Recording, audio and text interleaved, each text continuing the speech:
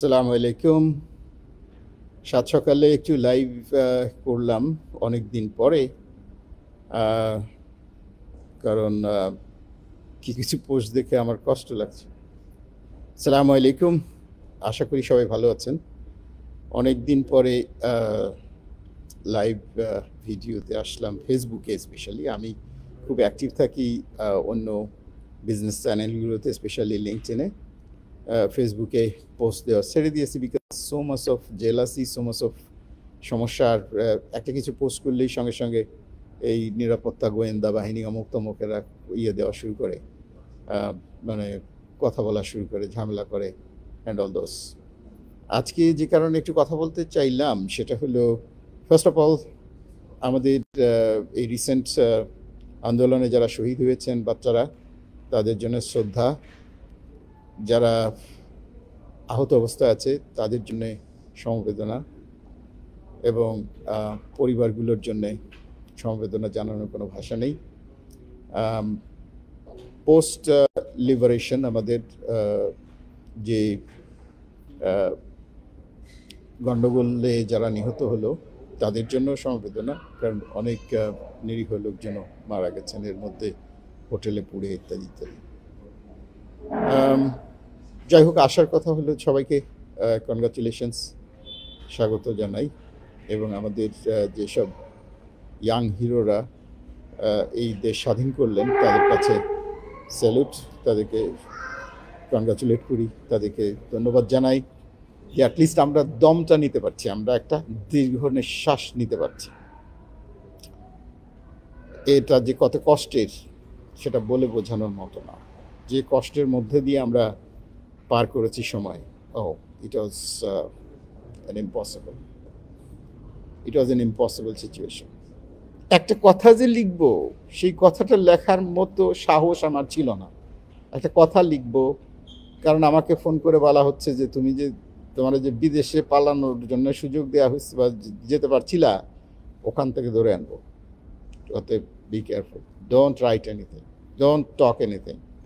But আমি salute জানাই আমাদের প্রবাসী যেসব ভাইরা, specially Pinaki Bhattacharya, Ilias Hossain, doctor Konok Sarwar, doctor Mahmudur Rahman সহ Mushfiqul Fazal Ansari, and all the other activist যারা কাজ করেছেন দিন রাত 24 ঘন্টা জীবন বাজি রেখে। ওনারা কোনো পরোয়া করেননি, কিন্তু আমাকে পরোয়া করতে হয়েছে, কারণ আমার বেঁচে থাকার জন্য আমি কথা বলতে পারিনি। আর আমরা প্রত্যেকের আমার ওই কোয়ালিটিও নেই। আমি ব্যবসায়ী মানুষ, আমি কারোর উপরে নির্ভর করে কখনো ব্যবসায়ী হইনি। আমি আমার নিজের যোগ্যতায় ব্যবসায়ী হয়েছি, আমার নিজের যোগ্যতায়, আমার নিজের কর্মক্ষমতায় আমি সামনে গিয়েছি, আমার মানুষের কর্মসংস্থানের ব্যবস্থা করেছি।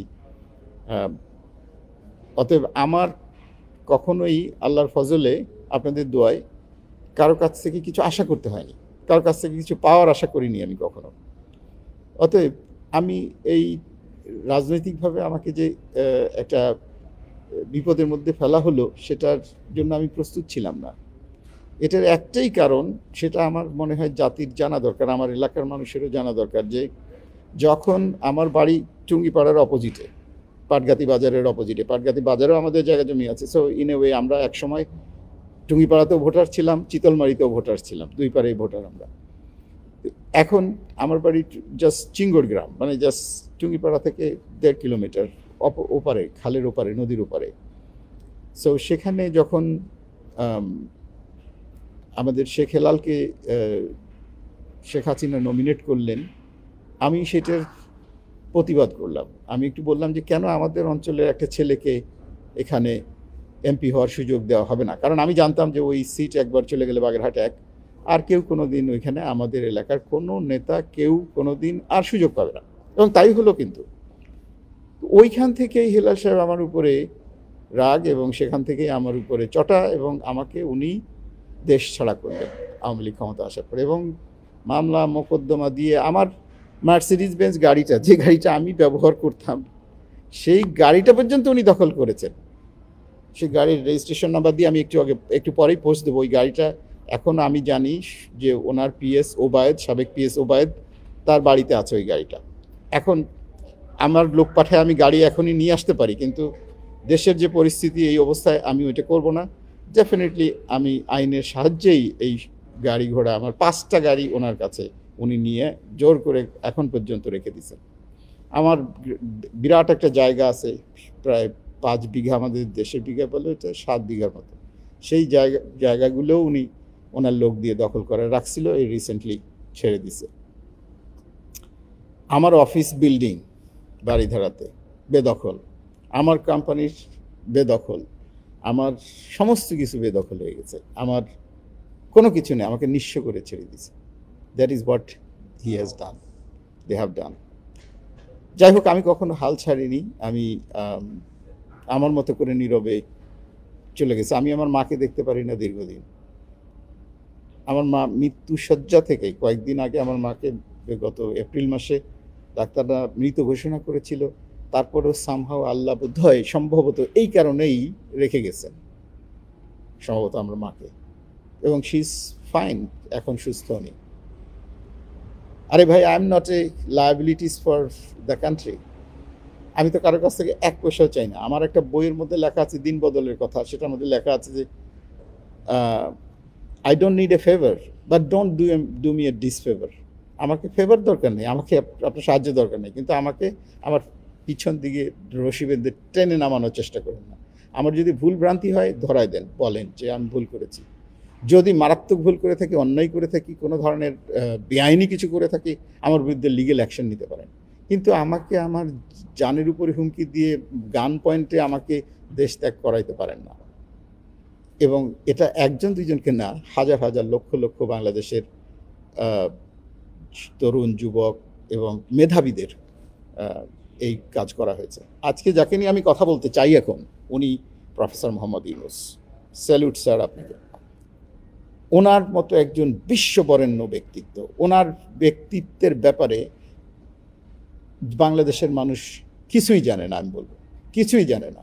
কারণ উনি খুব একটা যে প্রচার সম্মুখ মানুষ তা না, উনি প্রচার বিমুখী আমি বলবো।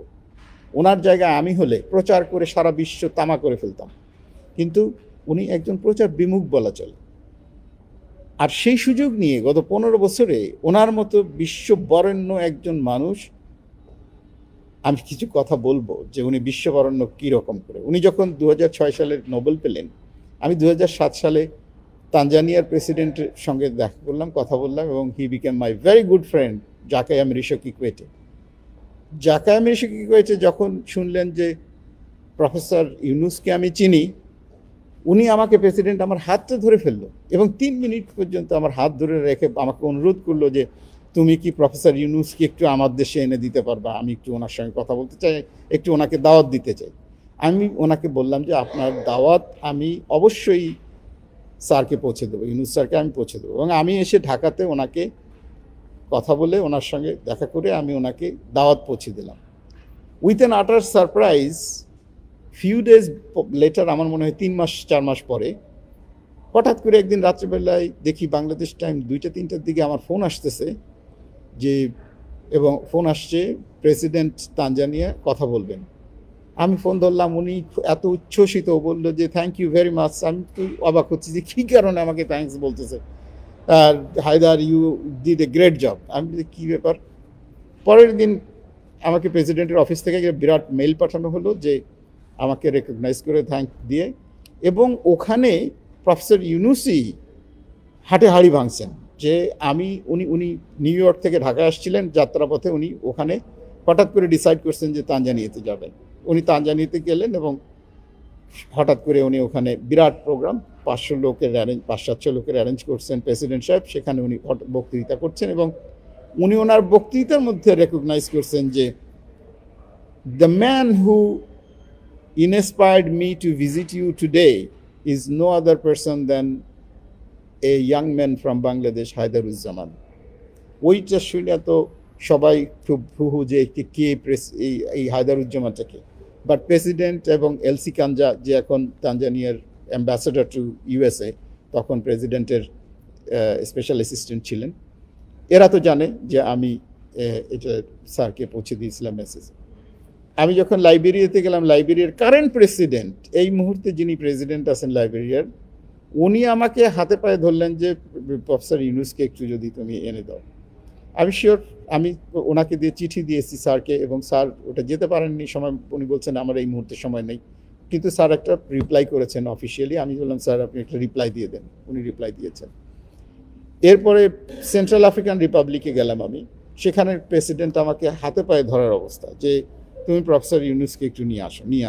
অ্যান্ড স্যারকে জানানোর পরে sir agreed to go to central African Republic, এবং উনি সাজিব নামে একজন আছেন ওয়াই গোষ্ঠীর, ওনাকে পাঠালেন আমার সঙ্গে একসঙ্গে সেন্ট্রাল আফ্রিকান রিপাবলিকে দেখা হওয়ার। আমরা প্রেসিডেন্টের অফিসে আমরা কথা বললাম, দেখা করলাম, এবং বললাম যে স্যার একটা প্রোগ্রাম করতেছেন, উনি আইএলওর ডিজি সাহেবকে নিয়ে একসঙ্গে আসবেন। এবং প্রেসিডেন্ট খুব খুশিতে গদগদ হয়ে এবং অনেক প্রোগ্রাম উনি আটলেন। বাট সামহাউ ওই সময় ওইখানে একটু আনরেস্ট ছিল, যাওয়া হলো না। এর বাইরে ঘানার প্রেসিডেন্ট, যে দেশে আমি গেছি যখন, ওনার নামটা উচ্চারণ করার সঙ্গে সঙ্গেই ওনারা সবাই ওনাকে চায়। এটা আমি বলতেছি আফ্রিকার কথা। এই রিসেন্টলি আমি গত 3 সপ্তাহ হয়নি এখনো পর্যন্ত, I hope that Abul Kalam ভাই এই প্রোগ্রামটা, এই ভিডিওটা দেখবেন। 3 সপ্তাহ আগে হঠাৎ করে আমি দুই দফা গেলাম। জুন মাসে গেছি কসোভোতে, এবং জুলাই মাসে গেলাম কসোভোতে ফলো আপ ট্রিপে।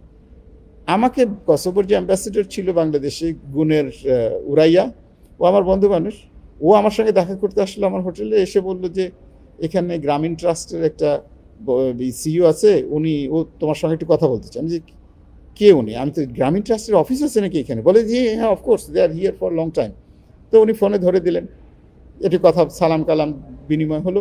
এরপরে আবার 3-5 মিনিট পরে ওই ভদ্রলোক আবার ফোন করলেন লাইভে, যে আমি একটু দেখতে চাই ওনারকে, হাজির সাহেবকে দেখতে চাই, যে উনি কে, ওনার সঙ্গে তো পরিচয় নেই। তো অ্যাম্বাসেডর আবার বললো আমাকে যে তোমার আবার ফোন করছে, একটু কথা বলতে চাই এবং তোমার চেহারা দেখতে। আমি শিওর, ওকে। তো কথা হলো, এবং উনি বললেন যে আমি 100 কিলোমিটার দূরে আছি ভাইয়া, আমি আজকেই ফেরত আসবো রাজধানীতে প্রিস্টিনাতে, এবং আপনাকে আমি রাতের বেলাই দেখা করবো। আমি যে ভাই আপনি এত তাড়াহুড়ো করার দরকার নেই, আমরা কালকে দেখা করবো, আমি তো আছি 2-3 দিন। তো পরে উনি আসলেন, পরের দিন শুক্রবার ছিল, আমাকে ওনার বাসায় দাওয়াত দিলেন, এবং কয়েকটা ছবি আমি এখানে পোস্ট করেছি একটু আগে। 2টা ছবি ওনার, এটা কসোভোর এবং জুলাই মাসের 10 তারিখের ছবি, 10 বা 11 তারিখের ছবি, এটা মোর প্রিসাইসলি 10-11 তারিখের ছবি জুলাই মাসের। তো এই যে সারা বিশ্বব্যাপী আমি অবাক হয়ে গেলাম যে ওখানে গ্রামীণ ট্রাস্টের একটা ফাংশনারিজ এবং 27,000 লোককে গ্রামীণ ট্রাস্ট ওখানে স্বাবলম্বী করেছে, এবং এটা গত 2000 সাল থেকেই এই কার্যক্রম চালু আছে। এবং এই অর্গানাইজেশন গ্রামীণ ট্রাস্ট, এখানে প্রফেসর ইউনূস 1 পয়সা ইনভেস্টমেন্ট করেনি। উনি একজন জাদুকর, ওনার জাদুর বলে ইটালিয়ান এক ভদ্রলোক, তিনি প্রায় $4.7 মিলিয়ন ওনাকে দিয়েছেন। প্রফেসর ইউনূসকে হাতে পায়ে ধরেছেন যে ভাই এই টাকাটা নাও, এবং তুমি আমার এইখানে এই তোমার গ্রামীণ ট্রাস্টের একটা প্রোগ্রাম চালু করো। That is how I got to know from mister Abul Kalam, যে সেই টাকা থেকেই উনি স্যারের প্রোগ্রামটা ওখানে চালু হলো। এই একজন মানুষ, একজন ব্যক্তিত্ব, তার কত টাকা দরকার? আমি বলতেছি আজকে প্রফেসর ইউনূস কেয়ারটেকার সরকারের বাদ দেন, উনি আজকে যদি চায় যে একটা বক্তৃতা করবেন, আমি যে শহরে আছি, যেখানে আছি, এই শহরে যদি উনি একটা বক্তৃতা করবেন, উনি আসবেন, আমি 1 ঘন্টার মধ্যে উনি as professor Mohammad Yunus, as the Nobel laureate, as the father of the microfinance, that's how I term him in the world, সেইখানে ওনার এই প্রোগ্রামে আসলেই অ্যাটলিস্ট $1 মিলিয়ন উনি সম্মানে নিতে পারবেন। তো ওনার কী দুঃখে, কোন দুঃখে, কী কারণে ওনার সুদ আমক তামক এগুলো নিতে হবে? একটা লোক ওনার বিপক্ষে, ওনার কাছ থেকে যারা সাহায্য নিয়েছেন তারা তো কথা বলে না। আপনাদের এত মাথা ব্যথা কেন? কিছু লোক দেখতেছি এই আওয়ামী সমর্থিত হবেন, তারা ওনার সম্বন্ধে কথা বলছেন, লিখছেন। আপনাদের কাছে আমি করজোরে মাপ চাই যে আগে ওনার সম্বন্ধে জানেন। একজন মানুষকে না জেনে, না শুনে, না ওনার যে ওজন, ওনার যে ওয়েট, সেটা বাংলাদেশ নেওয়ার মতো না। আমার মতো 1 লক্ষ হায়দারুজ্জামানকে সমান করলেও প্রফেসর ইউনূসের ওজনের সমান হবে না। 10টা শেখ হাসিনা না, 100টা শেখ হাসিনা, 1000টা শেখ হাসিনা একত্র করলেও নো, ইউনূস সাহেবের পাল্লায় আসবে না। He is in a different height. Allah ওনাকে আমাদের জন্য ব্লেসিংস হিসেবে দিয়েছেন। আমি অত্যন্ত খুশি হয়েছি যে উনি রাজি হয়েছেন এই ক্রান্তিকালে বাংলাদেশের দায়িত্ব নেওয়ার জন্য। আমি আশা করি স্যারের বলিষ্ঠ নেতৃত্বে বাংলাদেশে ইনসাফ কায়েম হবে। আমরা ইনসাফ চাই, আর কিচ্ছু না। বাংলাদেশ গড়তে বেশি সময় লাগবে না রে ভাই, কিচ্ছু সময় লাগবে না। ইট নিডস অনলি ইনসাফ। ইনসাফ দরকার নাই। I don't need a favour, but don't do me a ডিসফেভার।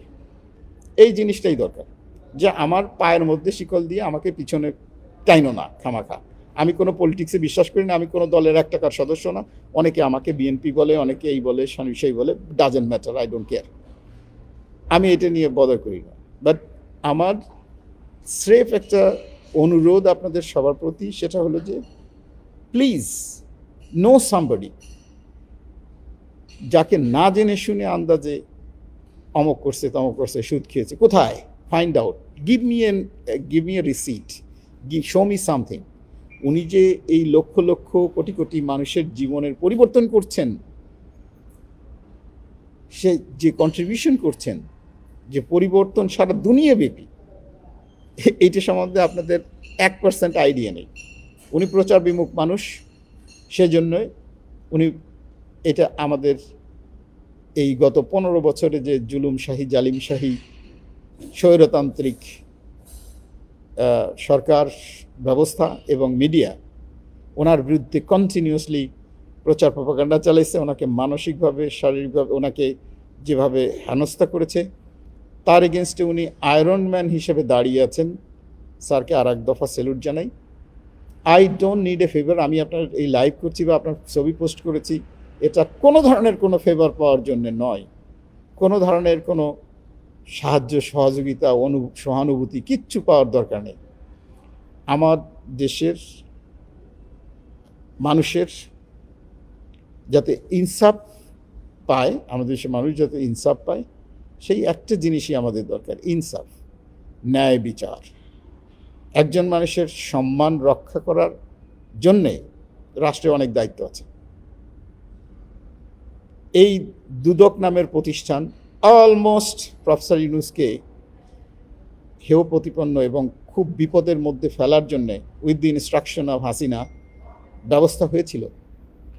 সেটা থেকে আল্লাহর অশেষ রহমতে এবং ওনার বলিষ্ঠতার কারণে উনি আজকে রক্ষা পেলেন।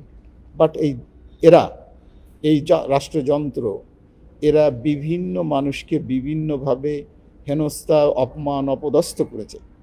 আমি একবার এই এখনকার যিনি রাষ্ট্রপতি আছেন, আমি পরে বলবো ঘটনাটা, তাকে আমি বলেছিলাম যে দুদকের দায়িত্ব তো যার সম্মান আছে তার সম্মান করা, একজন মানুষকে অসম্মানিত করা তো তাদের কাজ না। যেমন হ্যাঁ, ক্রিমিনালদের অসম্মানিত করবেন, কিন্তু একজন ভালো মানুষ অসম্মানিত হলে তার সম্মান রক্ষা করাও তো তাদের দায়িত্ব। কই সেখানে কি করেছেন? নেই, করেন নাই। অনেক কষ্ট আমাদের, বাট তারপরে আমরা অনেক কষ্ট বুকে চেপে আছি, সেই হায়দার হোসেনের গানের মতো আমরা অনেক কষ্ট চেপে আছি বুকে। আমরা কারোরই কোনো ক্ষয়ক্ষতি চাই না, কিন্তু আপনারা যারা গত 15 বছর অতিরিক্ত বাড়াবাড়ি করেছেন, যারা বাংলাদেশকে কয়লা করেছেন, এইটা কোনো রাষ্ট্র হতে পারে না যেখানে কোনো মেধার কোনো মূল্যায়ন হয়নি। কিছু চালাচামুন্ডা, কিছু অশিক্ষিত গর্ধব নিয়ে আপনি দেশ চালাইছেন, চোর ডাকাত, এই যে দুনিয়ার টাকা পয়সা নিয়ে গেছেন। আমরা বিদেশে গেলে আমরা দেখি যে আহা, একসময় আমার এখানে 10 টাকার জন্য এসে ঘোরাঘুরি করতো, সে এখন 1000 কোটি টাকার মালিক। একটা দেশের প্রধানমন্ত্রী যখন বলছে আমার পিয়ন 400 কোটি টাকার মালিক, হটে বাহাস। আল্লাহ এটা বরদাস্ত করেননি। আজকে ওনার পতন হয়েছে আমাদের বাচ্চাদের কাছে, আমাদের কাছে না, আমরা পারিনি, বাট আমাদের বাচ্চাদের কাছে ওনার পতন হয়েছে। এটা কত বড়, কত ধরনের অসম্মান, অশ্রদ্ধা। কারণ মানুষকে অসম্মান করবেন, আপনি একসময় অসম্মানিত হবেন, মানুষকে সম্মান করবেন, আপনি সম্মানিত হবেন। That is what we learned from our family, that is what we learned from our culture, that is what we learned from our religion, that is the value we bear. আজকে values gone from Bangladesh. আজকে আমি অনুরোধ করব আমাদের নতুন প্রজন্মকে, আমরা আসলে সত্যিকারে ফ্রাস্ট্রেটেড ছিলাম যে আমাদের নিউ প্রজন্ম জেনজি এরা কোন দিকে যাচ্ছে, এরা কি নষ্ট হয়ে গেছে, আমি এদেরকে নিয়ে খুবই ফ্রাস্ট্রেটেড ছিলাম। তারপরে আমি আমার আশা ছাড়িনি, আমি অনেক ভিডিও দিয়েছি আমাদের ইউটিউবে, ফেসবুকেও আছে দু একটা, যে এই নতুন জেনারেশনকে উদ্দীপনার মধ্যে রাখা এবং তাদেরকে সামনের দিকে আগানো। আমি কোনো রাজনীতি করি না, অত ব্যবসা করি, আমি কাজ করি, কাজের দিকে নেওয়ার জন্য আমি চেষ্টা করেছি, এখনও চেষ্টা করে যাব, এই রাস্তাতেই থাকতে চাই। Business is my business, politics is not my business. So আইল never try to go to politics. I'll rather be very happy to build the business, to bring investment, to bring business, bring Bangladesh into the international arena. আমি 147টা দেশে এই পর্যন্ত ভ্রমণ করেছি। দেশের বিদেশের বিভিন্ন রাষ্ট্র সরকার আমাকে যথেষ্ট ভালোবাসে, পছন্দ করে। বিভিন্ন দেশে আমার একটা অবস্থান আছে। আমি বলেছি, বারে বারে বলেছি যে বাংলাদেশের পাসপোর্টের ইন্ডেক্স নেমে যাচ্ছে। এই পাসপোর্ট ইন্ডেক্স নেমে এখন যে পর্যায়ে গেছে, বাংলাদেশে পাসপোর্ট দিয়ে কোথাও যাওয়া যায় না। বাংলাদেশে পাসপোর্ট দেখানোর সঙ্গে সঙ্গে ইমিগ্রেশন অফিসার এরকম করে তাকায় এবং বলে এইদিকে সাইডে যাও, সঙ্গে সঙ্গে ইমিগ্রেশন ক্লিয়ার করে না। আমি আপনাদেরকে কথা দিচ্ছি, আমাকে এক পয়সাও দিতে হবে না, আমাকে কোনো পজিশনে দিতে হবে না, শুধুমাত্র বলতে হবে যে হ্যাঁ গো অ্যাহেড।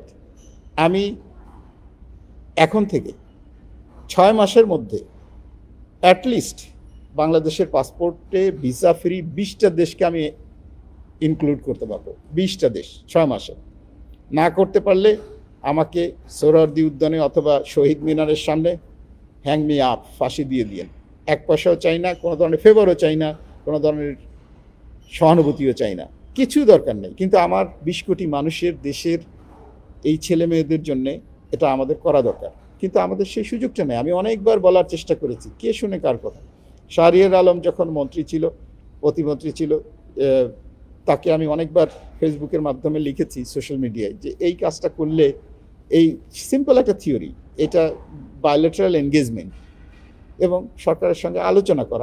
আপনাকে তো অ্যাপ্রোচ করতে হবে, কিন্তু বলতে হবে যে আমার দরকার আছে, ভাই আমরা এটা করি। যেমন আমি যখন গাম্বিয়ার অনারি কনসাল ছিলাম, আমি গাম্বিয়ার এই যে 1 ঘন্টার মধ্যে গাম্বিয়াতে ভিসা ফ্রি করেছি, 1 ঘন্টার মধ্যে, বিলিভ মি অর নট, এটা সম্ভব। ভিসা ফ্রি বাংলাদেশের মানুষ 100টা কান্ট্রিতে যাবে। 1 বছর সময় দেন, আমি 50টায় উঠাই দেবো। এখন আছে 40টার মতো, 50 আর 40, 90টা যদি না উঠাতে পারি, আবার বললাম যে আমাকে ফাঁসি দিয়ে দিন। আমি এটা করে দিতে পারবো, দেখাই দিতে পারবো। I believe in results. আরে ভাই, আমি তো গ্রাম থেকে এসেছিলাম, 40 টাকা নিয়ে আমার বাবা আমাকে 40টা টাকা দিয়ে ঢাকায় রেখে গেছিল 1984 সালে। সেখান থেকে তো আমি আজকে যে চা খাই, কফি খাই, সারা দুনিয়াতে ঘোরাঘুরি করছি, এত বড় ব্যবসা প্রতিষ্ঠান তৈরি করেছি, গ্রুপ 4 সিকিউরিটাসের মতো অর্গানাইজেশন, 88,000 লোকের কর্মসংস্থান, best air, hello airlines, Elenga resort, এই যে বাংলাদেশে প্রথম এয়ার অ্যাম্বুলেন্স চালু করেছি, প্রথম হেলিকপ্টারটা আমি এনেছি। বাংলাদেশের 98-এ বন্যা হয়েছে, সেই সময় বন্যার সময় বাংলাদেশকে আমি ইরান থেকে জাহাজ এনে সাহায্য করেছি এবং আমার নামে তখনকার পার্লামেন্টে ধন্যবাদও উপস্থাপিত হয়েছিল। তখনকার বাণিজ্যমন্ত্রী তোফায়েল আহমেদ আমার নাম দিয়ে ধন্যবাদ দিয়েছিল, প্রস্তাব দিয়েছিল এবং ধন্যবাদ দেওয়া হয়েছিল। তো সেইখানে সেই লোকটাকেই আমার দরকার নেই তো, আমার তো সামান্য, আমি তো একটার জায়গায় 3টা চিকেন খেতে পারবো না, একটার জায়গায় 3টা মাছ খেতে পারবো না, অথবা আমার এত কিছুর দরকার কি? প্রফেসর ইউনূসকে আজকে ইচ্ছা করলে 100 আইটেমের খানা খেতে পারবে ওই অন্যদের মতো? পারবেন না তো। তো ওনার তো কিছুই দরকার নাই, ওনার দরকার যেটা সম্মান দরকার। উনি হিজ হাংরি ফর সম্মান, সম্মানও ওনার আছে, তাও দরকার নাই, কিন্তু তারপরে ওনাকে অসম্মান করেন না। আমি আবার ফিরে আসছি, if you cannot respect him, don't show any disregard or disrespect for him. আমি আশা করি জাতি হিসেবে আমরা এই দন্যতার থেকে, এই দারিদ্রতার থেকে, মানসিক দন্যতা, মানসিক দারিদ্রতা থেকে আমাদের মনকে ডেইলি বেসিসে 5 বার তওবা করে আমরা এই মানসিক দন্যতা থেকে বেরোই। আপনি বড় হচ্ছেন, আমার খুশি হওয়া উচিত। আপনি বড় হবেন, আমার খুশি হওয়া উচিত। নট দ্যাট আমার মনটা একেবারে চুপসে যাবে, খারাপ হয়ে যাবে। এই মানসিকতা থেকে আমাদেরকে বেরোতে হবে। আমরা এই মানসিকতা থেকে বেরিয়ে আসি, আমরা একটু মনটাকে বড় করি, একটু বিগার স্পেকট্রামে দেখি, আজকে প্রফেসর ইউনূসকে সেই সাউথ আমেরিকায় আমি গেছি গায়ানার প্রেসিডেন্টের সঙ্গে দেখা করতে। গায়ানার প্রেসিডেন্ট আমার ঘাড়ে হাত দিয়ে, ছবি আছে এখানে দেখবেন, গায়ানার প্রেসিডেন্ট আমার ঘাড়ে হাত দিয়ে বলতেছে যে ভাই তুমি প্রফেসর ইউনূসকে একটু আমার এখানে এনে দাও, আমাদের এত টাকা পয়সা, আমরা এটা কিন্তু আমার গ্রামগঞ্জের তো উন্নতি হচ্ছে না।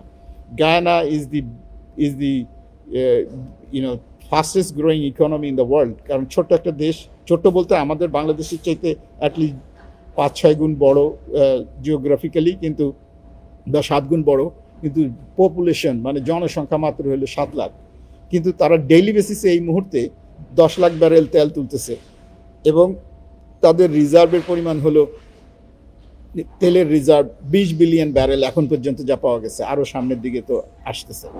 তো এইটার তাদের 53% জিডিপি গ্রোথ সারা বিশ্বের কোনো দেশ কখনো কোনো অবস্থাতে অ্যাচিভ করেনি, তারা করেছে 2022 সালে।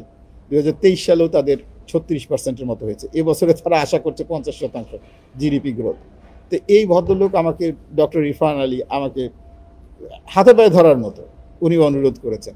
আমি স্যারকে জানাতে পারিনি, আমি রিসেন্টলি ভাবছিলাম স্যারকে জানাবো ইউরোপে কোথাও দেখা হলে। এই টার্ময়েলের মধ্যে ওনারও মন মেজাজ খারাপ, আমাদেরও অবস্থা খারাপ, আমরা একটা ঝামেলার মধ্যে আমাদের পুরো জাতিকে এই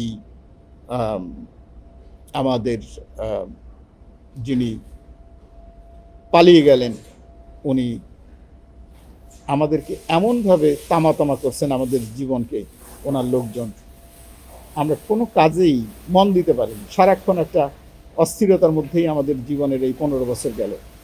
আমি আশা করি এখন আমাদের স্থিরতা আসবে, আমি আশা করি আমাদের দেশ প্রফেসর ইউনূসের হাত ধরে সামনের দিকে গণতান্ত্রিক সুবাতাসের দিকে যাবে এবং আমাদের চাওয়া পাওয়া সিম্পল, মানুষের ভোটাধিকার। মানুষ ভোট দিয়ে যাকে ইচ্ছা তাকে সরকার গঠন করার সুযোগ দিবে, সে সরকার গঠন করবে। সেই প্রবাহটাকে বন্ধ করার তো দরকার নেই। যারা এটাকে বন্ধ করেছিলেন তাদেরকে ধিক্কার জানাই। যে বিচারপতি সাহেব এটা করেছিলেন, এই কেয়ারটেকার সরকারকে ধ্বংস করেছিলেন, তাকে ধিক্কার জানাই। উনি অত্যন্ত গর্হিত কাজ করেছেন এবং ওনার প্রভু এই ডিক্টেটর শেখ হাসিনার হুকুমেই করেছিলেন, এটা করা ঠিক হয়নি।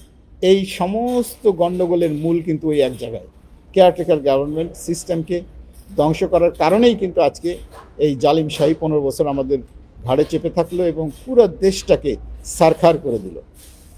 উন্নয়ন বলেন, ইয়েস উন্নয়ন হতে বাধ্য। বাংলাদেশের 20 কোটি মানুষ, 200 মিলিয়ন পপুলেশন, অফুরন্ত সম্ভাবনা। বাংলাদেশের এখনকার 3-4 কোটি মানুষ বিদেশ থেকে ট্রেনিং প্রাপ্ত, বিভিন্ন কৃষিকাজে, টেকনিক্যাল কাজে বাংলাদেশের শিল্পায়ন যথেষ্ট হয়েছে। বাংলাদেশের মতো একটা দেশে আমাদের যেখানে 10টা জাহাজ ছিল না সমুদ্রগামী, সেখানে এখন 400টা সমুদ্রগামী জাহাজ আছে, বড় বড় 400টা, 400+। It's not a matter of jokes. এটাকে 4000-এ উন্নীত করা সম্ভব। Money is not a problem. Professor ইউনূসের একটা অঙ্গুলি ইশারায়, আই সোয়ার আপন গড, উনি যদি শুধুমাত্র খালি এই থাম্ব উঁচু করে যে হ্যাঁ yes invest in this country, একটা থাম্ব উঁচু করার পরে যদি $1 ট্রিলিয়ন না আসে, আমি জুতোর মালা নিয়ে রাস্তায় ঘুরবো। But he has to raise his thumb that yes, উনি যদি উঁচা করেন সারা বিশ্বকে যে yes Bangladesh is an investable place, come and invest. বড় প্রজেক্ট, মেগা প্রজেক্ট কাকে বলে উনি দেখাই দিবেন। সেই সুযোগ তো ওনাকে দেওয়া হয়নি, ওনার কথাই তো শুনে নাই, ওনার কোনো স্কোপই তো ওনাকে দেওয়া হয়নি। আজকে সুযোগ এসছে, মহেন্দ্র খন এসছে। আমি স্যারকে অনুরোধ করব সারা বিশ্বকে বলুন বাংলাদেশ উন্মুক্ত করে দেওয়া হবে, বাংলাদেশে ইনভেস্টমেন্ট নিয়ে আসুক। আমাদের যে জনসংখ্যা, আমাদের যে জনগোষ্ঠী, তারা অত্যন্ত পারদর্শী। বিদেশের সমস্ত জায়গাতে বাংলাদেশিদের একটা বিশাল সুনাম আছে বিদেশে। দু একটা জায়গায় এই গন্ডগোল মারামারি ছাড়া, London Tandon and all those political বিষয় ছাড়া, বাট কাজের ব্যাপারে সুনাম আমাদের অসীম। আমি এই সারা বিশ্ব ঘুরে দেখলাম যেখানে 2 জন বাংলাদেশি আছে, এমন দেশেও গেছি আমি যেখানে যে আবিষ্কার করেছে 2 জন বাংলাদেশি আছে। একজন বাংলাদেশিকে আবিষ্কার করেছিলাম 2013 সালে মন্টিনিগ্রোতে, ইউএইর অ্যাম্বাসেডরের বাসায় উনি বাবুর্চির কাজ করতেন, সিলেটে বাড়ি, নামটা বললাম না। এবং আমি আবিষ্কার করলাম যে ওই ভদ্রলোক উনি আছেন একমাত্র বাঙালি। উনি বললেন যে আমি ছাড়া আর কি এই দেশে বাঙালি নেই। বাট পরে আরেকজনকে পেলাম যে কানাডিয়ান, বাংলাদেশি কেনেডিয়ান, সে ওখানে ইঞ্জিনিয়ার হিসেবে কাজ করে 2013 সালে। তো এই দেশেও বাংলাদেশিদের অনেক সুনাম। ওই ছেলেটাকে, ওই বাবুর্চি ছেলেটাকেও অনেকে অনেক ধরনের সম্মান করে ওই দেশে। তো এইভাবেই আমাদের যেটা দরকার, একটু আমাদের ওই টেনে ধরার দরকার নেই। আপনারা সবাই বড় হন, অসুবিধে কোথায়? আপনি বড় হলে আরেকজন তো ছোট এমনিতেই হয়ে যাবে। আরেকজনকে টেনে নামানোর দরকার কি? আরেকজনের সমালোচনা করার দরকার কি? আর সমালোচনা, আপনি গঠনমূলক সমালোচনা আমার করেন সারাদিন, I will be very happy. আমার ভুলগুলো দেখাই দেন, I will be very happy. But আমার পিছনে গীবত করেন না। সেটা তো আমাদের ধর্মেও বলা নেই। আপনি গীবত করেন কেন? যার পারছেন তার গীবত করছেন, এটি দরকার নেই।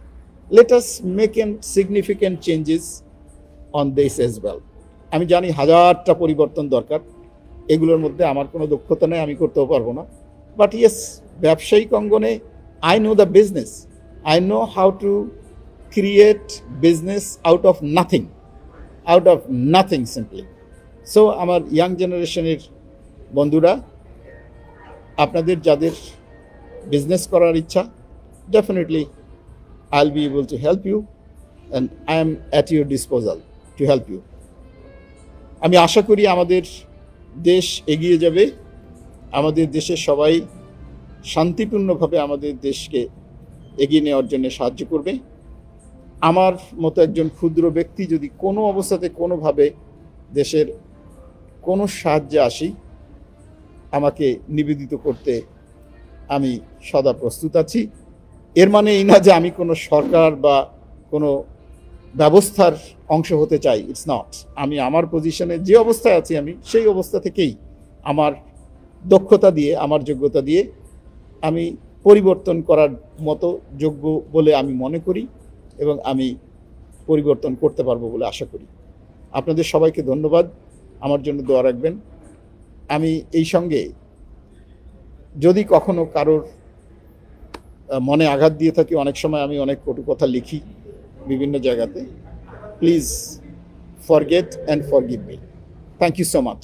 ভালো থাকবেন আপনারা সবাই।